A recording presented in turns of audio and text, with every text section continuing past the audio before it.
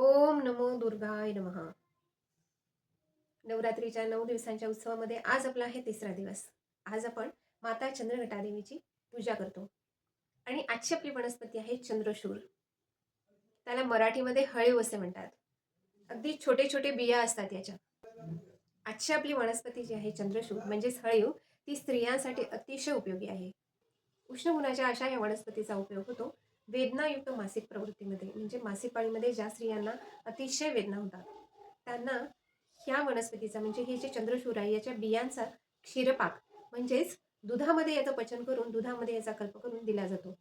1 cup दूध आणि आटपट पाणी आणि 1 चमचा साखर अशा पद्धतीने हे मिश्रण तयार करून हे दूध उकळायचं आणि त्यामध्ये चंद्रशूर म्हणजे हळीव 1 चमचा पाण्यामध्ये भिजवलेले ते टाकायचे आणि दूध शिल्लक राहीपर्यंत पूर्ण उकळत राहायचे. उकळून त्यामधलं पाणी पूर्णतः संपल्यानंतर फक्त दूध शिल्लक राहतं आणि अशा पद्धतीने ही खीर केली जाते.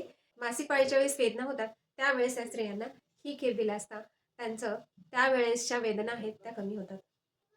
याबरोबरच ज्या स्त्रियांची प्रसूती झालेली आहे म्हणजे जी स्त्री बाळंतीण आहे त्या स्त्रीला हे हळीव अतिशय उपयोगी आहे.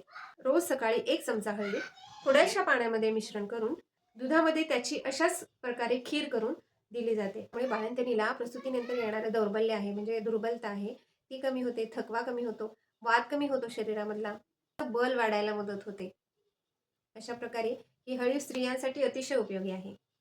पण ज्या स्त्रियांची प्रकृती पित्त प्रकृती आहे आणि ज्यांना मासिक प्रवृत्ती दरम्यान खूप रक्तस्राव होतो त्यांनी मात्र हळीव जपून वापरावी. माता चंद्रघटा देवी आपल्या सर्वांना उदंड आरोग्यपूर्ण आयुष्य देवो ही प्रार्थना. ओम नमो दुर्गाय नमः.